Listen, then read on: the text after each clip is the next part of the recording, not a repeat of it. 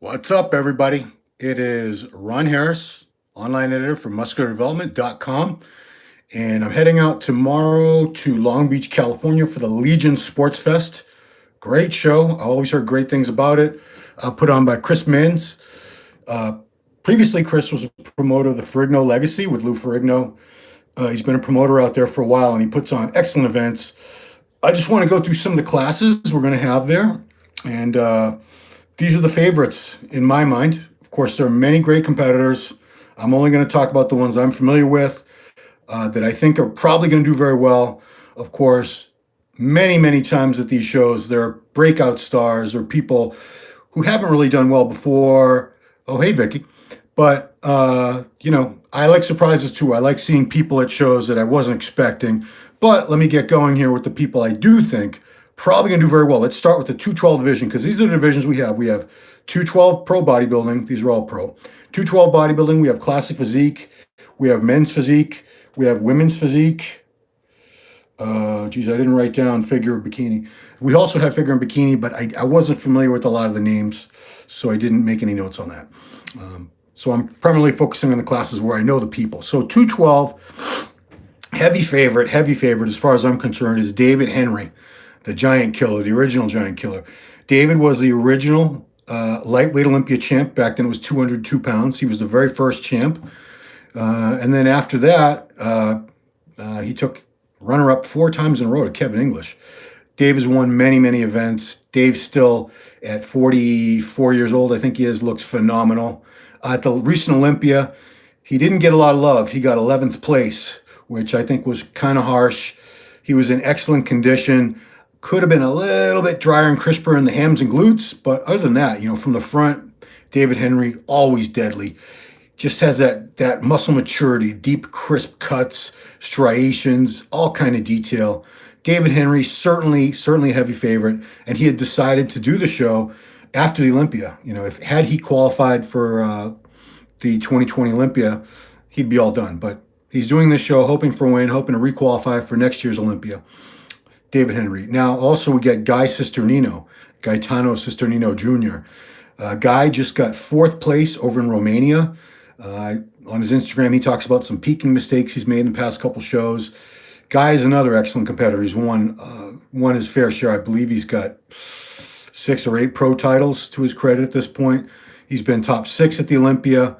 So those two are definitely the favorites. It's going to come down, in my mind, basically looking at the list, 212 division, Dave Henry, Guy Cisternino are going to battle it out, assuming Guy has figured out his peaking issues, which I hope he has, because Guy's an excellent bodybuilder. When he's in top form, when he's peak condition, he's very tough to beat.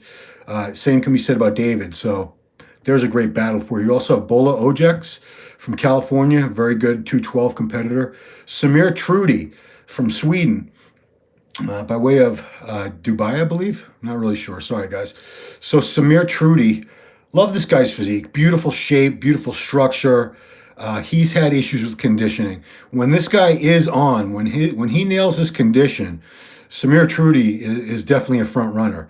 And, condition is the easiest fix. When you have weak body parts that you need to bring up, that poses an issue because you might never bring up those body parts. Oh, we're on again.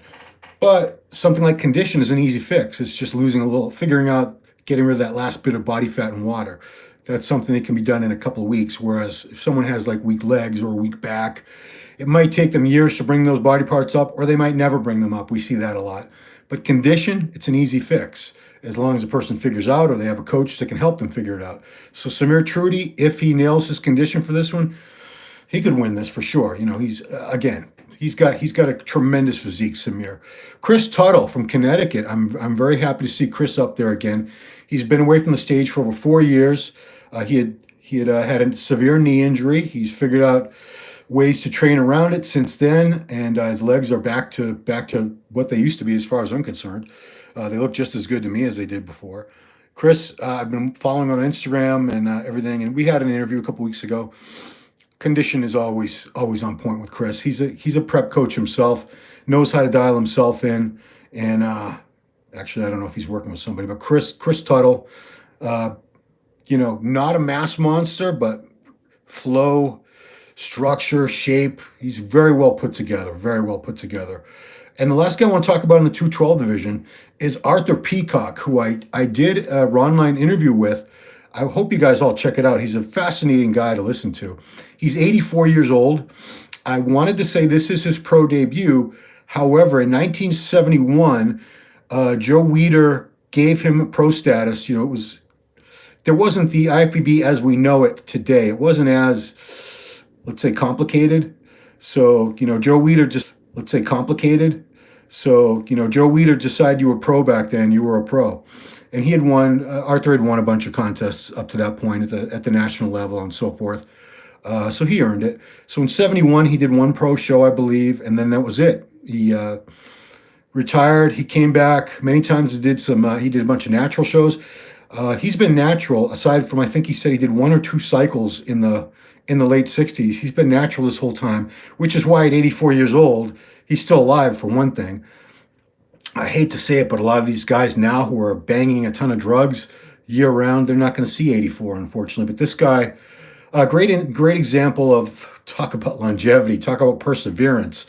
He's been at this a very long time. He trained with Arnold. He was a very good friend of Arnold, Arthur Peacock. Art. If you Google image him, you'll see old black and white pictures of him with Arnold and Franco and that whole crew. He was one of the very first members of Gold's Gym Venice in 1966. Before Arnold, before Franco, before any of those guys came in and started training, Art was there. He was a good friend of Joe Gold, the owner, Joe, who started Gold's Gym and World Gym. So 212 division, a lot of other guys, a lot of good guys. And when I'm only talking about 4, 5, 6 guys, it doesn't mean the other guys don't matter or they're not good. A lot of times I'm just not that familiar with them. Like I said, at the show, I'm sure there's going to be people that surprise me in a good way. Classic Physique. So Classic Physique was looking to be, I don't want to say easy because, that's sort of an insult to the other guys. But it was looking to me like the heavy favorite was Danny Unin because he won this last year. He was 6th at the Olympia in 2018, Classic Physique, 7th in 2019. So he was very, very well on his way to getting this. He also won another show. He just won the Ultimate Warrior Challenge in somewhere in Southern California last weekend. Was it in San Diego? I'm not really sure, but he just won another show.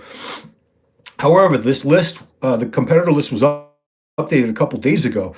And lo and behold, on it, I see Arash Rabar. You guys should know who Arash is. He was second place at the Classic Physique Olympia the first year. He's been top 5 several times. He did drop down to 8th this last time, which means he is not qualified for 2020 Olympia. So my guess is he stayed on his diet. He's doing this show, the Legion Sports Fest, to qualify for next year's Olympia. I don't want to say Arash is easily going to beat Danny. I think it's going to be a battle. Two very different physiques. Arash, I want to say he's more of a bodybuilder type of physique. He's bigger.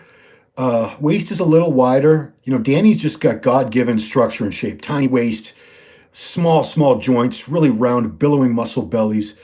Some of his shots, he does this double bicep variation with one arm up it's damn near perfect. And that shot, to me, he is Mr. Olympia, Classic Physique Olympia. So I think it's going to come down to a really good battle between Danny Unin and Arash Rabar. There will be some other guys who are excellent, I'm sure. These are the two big names that I'm going to be looking at. And then, of course, I'm sure there's going to be other guys in that first call out who are going to surprise me. I like that, like I said. Men's Physique. It was 2 pages long, the competitor list.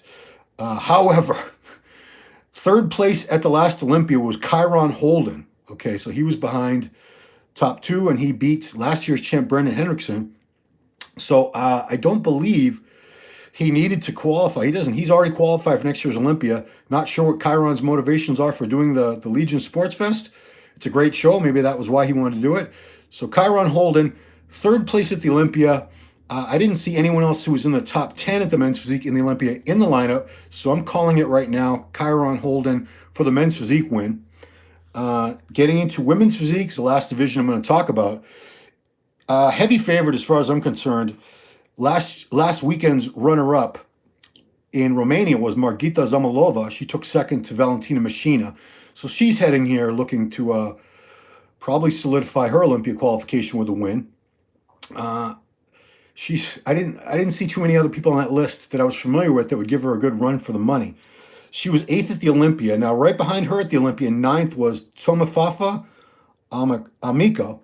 I believe Tomofafa is the one she's got a lot of hair. It's like out to here. It actually looks pretty cool. It looks good on her, and she's got a hell of a physique. I remember being very, very impressed with Tomofafa. And I hope I'm saying her name right. Hopefully I'll meet her at the show and get the right pronunciation, get an interview. But Margita, certainly a front runner, as is Tomofafa, because she was runner up. Ron looks like a fish in a tank bloated on test sip. Vince, that's not very nice. I tell you, if I shave which I'm going to shave after this, my face will look a little slimmer. But I've never had a slim face, guys. Sorry. Another thing I want to point out about this show is it's on Sunday, and in between the pro judging and the pro finals, they're having seminars, stage-ready seminars. They're going to have Q&A and a presentation and all this. Listen to this roster of people that you're going to be able to listen to. We're going to shoot the videos. They're going to stream it, I believe, also. But we're going to shoot these and put them on our YouTube, the seminars. We got Jay Cutler, Danny Hester, Mark Anthony, Linda Murray, Ashley Kaltwasser, Oksana Grashina, Whitney Jones, Boyana Vasiljevic, Jennifer Dory, Heli Trevino, and Eric Brozer. All giving, JB, hey JB, all giving seminars. It's going to be pretty awesome. I'm pretty psyched about this show. It's got a huge expo with 250 vendors, which is probably close to the size of the Olympia. Don't quote me on that, but I know like the Arnold has typically about 500, and the Arnold Expo is enormous. So if this is half that size, it's still a huge, huge expo at the Long Beach Convention Center. It's happening this Saturday and Sunday. For more information about the show, if you're in range of it, driving range, go to legionsportsfest.com. Now we're going to be doing play-by-play. I will be there doing play-by-play. Open, there's no open at this show, Robin. I'm sorry. Not all shows have open. This one does not. The last open show of the year is a couple weeks later, or actually it's in Japan. Yeah, is that right? That's going to be the last open show of the year. Yeah, Tokyo. Tokyo is going to be the last open show. Heli Trevino is attending, and she's going to be giving a seminar on Sunday. So you'll be able to ask questions if you're there. So like I said, on Sunday, the judging starts at 9:30 in the morning. Look at the schedule. Yeah, Sunday is judging at 9:30. The finals are going to be at 6:30 p.m. This is all Pacific time. And I'm going to be doing play-by-play of the judging and the finals on musculardevelopment.com. We're going to be putting up all kinds of interviews, paparazzi pics, plenty of great content we're going to bring for you guys. So please check it out Sunday, musculardevelopment.com. The times are, again, 9:30 a.m. and 5:30 p.m. Pacific. So if you're in Europe, you need a blue screen. Yeah, or a green screen. I don't know, I'm thinking about it. My house doesn't have a lot of extra room to set up a studio, so I don't know. Anyway, I want to thank you guys for watching. That's been the preview of Legion Sports Fest. Appreciate you guys if you come over and check out the coverage on Sunday at musculardevelopment.com and the No Bull forums.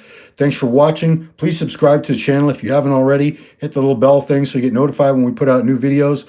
And that's it. Thanks for watching. We appreciate your viewership.